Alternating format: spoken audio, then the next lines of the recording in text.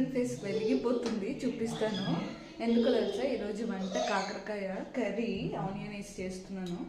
అసలు ఈ కాకరకాయ కూడా ఒకరికి ఇష్టం ఉంటుందంటే కొత్తగా అనిపిస్తుంది నాకైతే, కానీ ఇష్టం ఉంది. కాకరకాయ వల్ల చాలా యూజెస్ ఇన్నర్గా ఉంటాయి అంటారు కదా, నాకు కూడా అనిపించింది. అవును, కాకరకాయ వల్ల యూజెస్ మనకు కూడా ఉంటాయి. ఎవరికైతే కాకరకాయ నచ్చదో ఏంటి చెప్పాలా, ఈ కాకరకాయ చేసినప్పుడు ఎందుకు నాకు అసలు ఆకలే అవ్వదు. అందుకని అన్నం తినడం మానేస్తాను, అంటే కొంచెమే తింటాను, మరీ మానేను.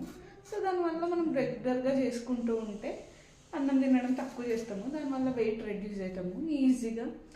పైసా ఖర్చు లేకుండా తినుకుంటూ వెయిట్ రెడ్యూస్ అవ్వడం అంటే ఇదేనేమో. దీనివల్ల ఇన్నర్గా అవుటర్గా చాలా బెనిఫిట్స్ ఉన్నాయని నాకు ఇప్పుడే అర్థమైంది.